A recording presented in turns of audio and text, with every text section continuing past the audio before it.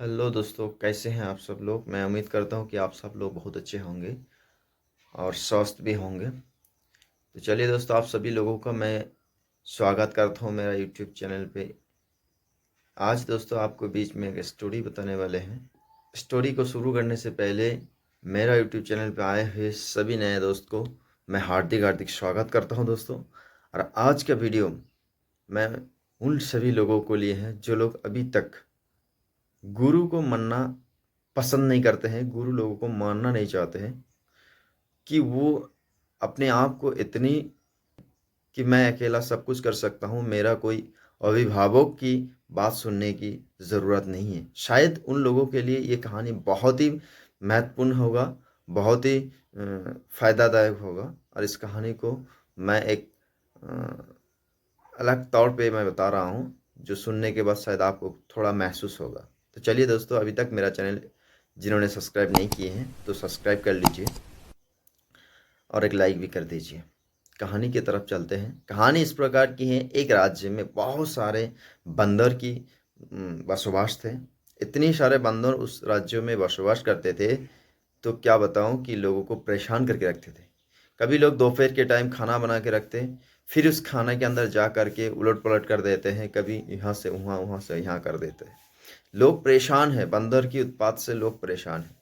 यहाँ तक कि राजा के दरबार में बहुत सारे बंदर के नाम पे नोटिस गए कि राज्य से थोड़ा बंदर को हटाया जाए। लेकिन राजा क्या करे। राजा सोचते हैं कि चलो ऐसा नहीं होता है कि बंदर मारना भी सही नहीं है, लेकिन इतना उत्पात है कि लोग वहाँ पे कुछ भी रख कर करके कुछ भी नहीं कर पाते। खाना तक सही से खा नहीं पाते। और काम की बात तो छोड़िए, कपड़ा की अगर बाहर धुला करके अगर सुखाने के लिए देते थे तो वो भी नहीं रहते थे। कपड़ा कभी जाते थे पेड़ के ऊपर, ऐसा होते थे। अगर आपको मतलब डिटेल्स में बताऊं तो आप होंगे कि मैं क्या बताना चाह रहा हूं। लेकिन चलता रहा। लेकिन उस बंदर के बीच में कभी ऐसा बूढ़ा बंदर भी था, जो लोग आप चल नहीं पाते थे, फिर नहीं पाते थे। लेकिन वो लोग क्या कर रहे हैं कि इतना परेशानी को देख करके वो लोग सोच रहे हैं कि चलो हम यहीं से थोड़ा निकल जाते दूसरे राज्य में। बहुत सारे बूढ़ा बंदर ने क्या किया कि उन्होंने राज्य छोड़ दिया और सब बंदर को बोला कि भाई चल यहाँ से हम दूसरे दूसरे राज्यों में चल जाते हैं। लेकिन छोटा बटा बंदर जो थे उम्र में कम थे, वो लोगों को तरोताज़ा थे, जवान थे, वो लोग बूढ़ा बंदर की बात नहीं सुना।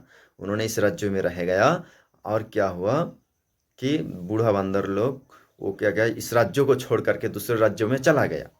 इस तरह कि एक बार उस राज्य में राजा का बहुत सारे घोड़े का महल थे, और उस राज्य में कैसे भी करके आग लग गया। और जब आग लग गया तो घोड़े के जो महल थे, पूरा ढेर सारे घोड़े के चमड़ा जल गया।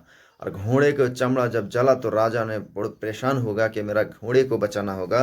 तो कैसे भी करके घोड़े को लोगों को जानकारी लिया, लेकिन किसी एक ने, बड़े मनीषी ने, दरवेश ने बताया कि तुम्हारे घोड़े को अगर सही से तुम वापस लेना चाहते हो तो तुम्हारी घोड़े के लिए एक सही दवा है, और वो है बंदर की चमड़ा उठा करके उसी को, बंदर की चमड़ा से जो घी निकालते हैं उसी को डालना होगा, उसी को लेपन देना होगा। तो राजा ने बोला ऐसी बात है। राजा ने बोला ऐसी बात है तो मेरा राज्य में बंदर की कमी कहाँ है, चलो सब बंदर पकड़ो। और बंदर पकड़ने के बाद उस बंदर को चमड़ा उठाओ और उसी से घी निकाल करके मेरा घोड़े को पीठ में लगा लो। लेकिन हुआ जब ऐसा बात डिसीजन हुआ तो राजा के प्रजा ने सब लोग आकर के बंदर मारना शुरू किया। लेकिन दोस्तों इस टाइम उस बंदर लोगों को बात याद आई कि बूढ़ा बंदर लोगों ने हम लोगों को बताया कि चलो इस राज्य छोड़ के चले जाना है, चलो हम लोग चलते हैं। लेकिन हम लोग नहीं गए तो हमारी मुश्किल है। गान लेकर के सभी बंदर को मारना शुरू किया। जब मारना शुरू किया तो बंदर भागना भी शुरू किया, लेकिन भाग करके कहाँ जाओगे, राजा की प्रजा के हाथ में बंदर बच पाएगा। लेकिन दोस्तों नहीं बचा, सभी को जान यही में खतरा हुआ। तो इस कहानी यहाँ तक मैं ख़त्म करता हूँ। लेकिन आपको इस कहानी से क्या समझ में आया, मैं ये पूछना चाहता हूँ। शायद आपको समझ में नहीं आया होगा। मैं आपको बता रहा हूँ दोस्तों कि आपको परिवार में बहुत सारे ऐसा गुरुजी होंगे, ऐसा जिस लोगों को काफ़ी सारे लोग बोलते हैं कि आप तो बूढ़े हो गए हो, आपको बात कौन मानने वाला है। लेकिन दोस्तों बूढ़ा आदमी को बात मानना चाहिए। लेकिन अगर नहीं मानोगे तो लेकिन शायद आपको उस बंदर की तरह हो सकता है, ज़िंदगी में कभी खतरा आ सकता है। पहले से बूढ़ा लोगों को, जिन लोगों को हम बूढ़ा बोलते हैं, उनको बूढ़ा भी बोलना नहीं चाहिए। शर्म होनी चाहिए अपने आप पे, क्योंकि इज्जत देनी चाहिए कि हम कभी भी बूढ़ा भी होंगे। तो चलिए, लोगों को बात पहले से सुन लिया करो, क्योंकि नहीं तो बाद में आपको उस बंदर की तरह पछतावा पड़ेगा और जीवन खतरा में जाएगा। चलिए, थैंक यू सो मच, धन्यवाद। इस तरह से वीडियो आपको भी आते रहेंगे। आप मेरे चैनल पे बने रहिए। और मैं एक नया चैनल भी क्रिएट किए हैं, वो मेरा ब्लॉग चैनल है, AH सरदार ब्लॉग। प्लीज़ उसको भी आप सब्सक्राइब कर दीजिए। Thank you so much.